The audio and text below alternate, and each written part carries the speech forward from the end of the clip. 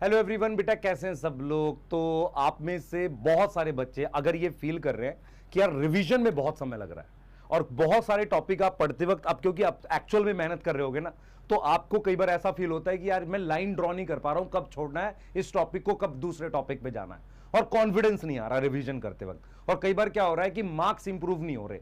तो आपको ये सेशन देखना चाहिए क्योंकि इसमें मैं वो बातें करूंगा जिसमें एक्चुअल में आप इंप्रूव कर पाओगे। ठीक है, सबसे पहली बात बेटा, वो बच्चे वीडियो ना देखें जो इस प्लान को देखने आए हैं कि 0 से 360 क्या 20 दिन में हम ला सकते हैं। बेटा अगर तू 0 पे है तो प्लीज अगले साल आप बुरा मत मानियो, क्योंकि 20 दिन में अगर मैं तेरे को 0 से 360 पे ले आऊंगा तो मैं खुद क्या कर रहा हूं बेटा, बाकी के पूरे साल बाकी बच्चों को क्यों मैं मिसगाइड कर रहा हूं। तो टाइम लगता है। हाँ, इंप्रूव कर सकते हैं, बिल्कुल कर सकते हैं, मार्क्स बढ़ सकते हैं। मैं आपको इस सेशन में ये बताऊंगा कि आपने समेटना कैसे है, चीजों को किस तरीके से आप समेट सकते हो, बेहतर रिजल्ट दे सकते हो। ठीक है, अब कितना टाइम बच गया है सर? टोटल बच गए हमारे पास 20, 22, 24 दिन। कैसे रिवाइज करना चाहिए? आप टेस्ट दे ही रहे हो, आप काफी सारी चीजें, सिलेबस लगभग कंप्लीट हो गया, स्मार्ट वन शॉट भी कंप्लीट हो गया, बचे हुए पार्ट का रिकॉर्डेड दे देंगे, कोई दिक्कत नहीं है। अब हमें क्या करना चाहिए? तो मेरे हिसाब से आपको कम से कम 2 बार सिलेबस और रिवाइज करना चाहिए। अब इसमें आपका सवाल ये आ सकता है कि सर मैं थ्योरी करूं कि क्वेश्चन करूं? कुछ लोग कहते हैं सिर्फ क्वेश्चन करो, कुछ कहते हैं थ्योरी भी पढ़ो। मेरी बात सुन ध्यान से, सिलेबस को 2 हिस्सों में डिवाइड करते हैं। मेरी बात सुनिए ध्यान से। अगर मैं सिलेबस को 2 हिस्सों में डिवाइड करूं, मान ले सिंपल भाषा में, तो मेरे पास सिलेबस जो है उसमें लगभग 80 चैप्टर है। ठीक है, 2 हिस्सों में डिवाइड करने में एक आ जाती है फिजिक्स और एक आ जाती है फिजिकल केमिस्ट्री, जिसमें न्यूमेरिकल ज्यादा होते हैं।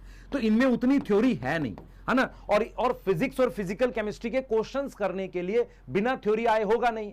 तो अगर क्वेश्चन में वो चीज अप्लाई हो रही है तो इसका मतलब उसकी थ्योरी आती है ना। तो यहां पर तो ज्यादा से ज्यादा क्वेश्चन कर, तेरे को थ्योरी अपने आप बनने लगेगी, और थ्योरी थोड़ी भी रिवाइज करेगा तो चलता है, कोई दिक्कत नहीं है।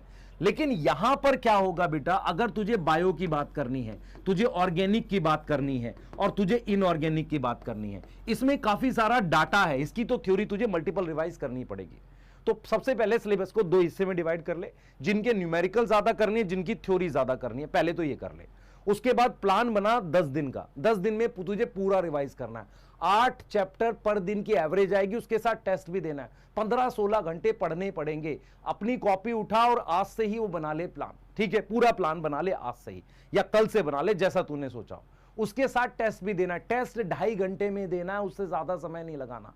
टेस्ट को देते वक्त तुझे तुक्के नहीं मारने। अगर तुक्का मार रहा है तो उस पे स्टार लगा ले, ताकि तू देख सके तूने तुक्का मारा, तू क्या सोच रहा था और सही रीजन क्या है। पर तुक्के मत मार, गलत कम से कम करने हैं तुझे। समझ आ रहा है? ये अप्रोच रखनी है। ठीक है सर, अब क्या होगा? अब ध्यान से सुन, तुझे क्या करना है। अब रिवाइज कैसे करना है? सबसे पहले नोट्स रिवाइज करने। तूने मल्टीपल पार किए हैं तो तुझे नोट्स रिवाइज करने में कम समय लगेगा, ध्यान रखियो। तुझे बहुत कम समय लगेगा अगर तूने नोट्स को मल्टीपल टाइम रिवाइज किया, चाहे वो नोट्स हो चाहे शॉर्ट नोट्स हो। एनसीईआरटी लाइन बाय लाइन अब नहीं पढ़ सकते लास्ट मोमेंट पर, तो इंपॉर्टेंट पॉइंट्स और टेबल्स याद कर ले। उसके अलावा एग्जांपल्स याद कर ले एनसीईआरटी के, उसकी भी पीडीएफ में दे दूंगा, तो कमेंट में लिख दो, मैं कंफर्म पीडीएफ दूंगा। मैंने ईयर की और उसकी तो दे दी, एग्जाम्पल की एक अलग पीडीएफ बना दूंगा।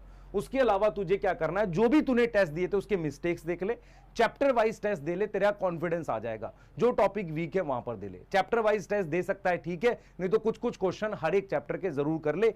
ये करना है तुझे जिनमें तेरे को थ्योरी ज्यादा रिवाइज करनी है। अब क्वेश्चन वाले में क्या करना है, हल्की सी थ्योरी रिवाइज करके उसके क्वेश्चन कर। मान ले तुझे 100 क्वेश्चन बनाने उस चैप्टर के, तो पहला, तीसरा, 5वां, 7वां ऐसे बना, ताकि 50 क्वेश्चन में पूरा टॉपिक कवर हो जाए। तो इस तरीके से तुझे 10 दिन का प्लान बनाना है। और हम तेरे साथ कैसे जुड़ सकते हैं मैं बताता हूं। हमने प्लान किया है, मैंने एमडी सर ने प्लान किया कि हमने बॉटनी को टोटल 500 टॉपिक में मैंने बांट दिया, उन्होंने बांट दिया। छोटे छोटे टॉपिक ले लेते हैं, 500, 300, 200 जितने बनेंगे, मैं टॉपिक भी आपको दे दूंगा। उन टॉपिक में डिवाइड करने के बाद टॉपिक पढ़ाया क्वेश्चन, टॉपिक पढ़ाया क्वेश्चन, उस तरीके से जा सकते हैं।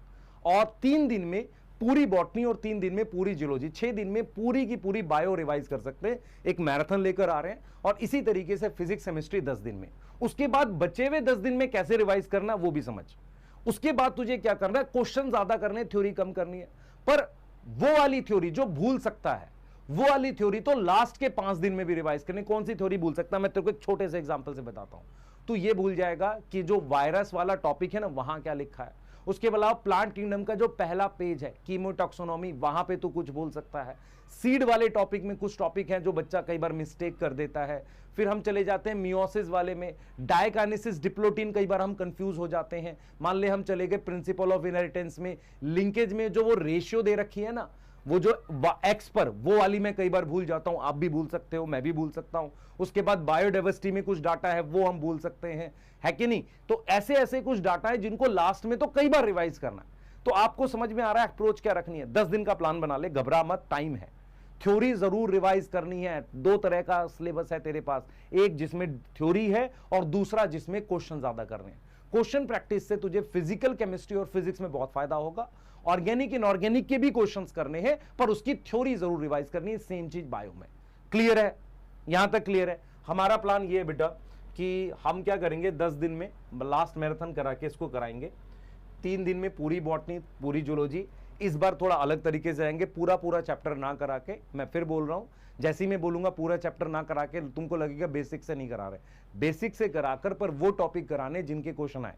जो तुझे दिक्कत होती है ना कि तू छोड़ नहीं पाता भाई, कई बार क्या होता है तुम पढ़े जा रहे हो बिना बात के, पहला पेज रेस्पिरेशन इन प्लांट का, उससे क्वेश्चन ही नहीं आना।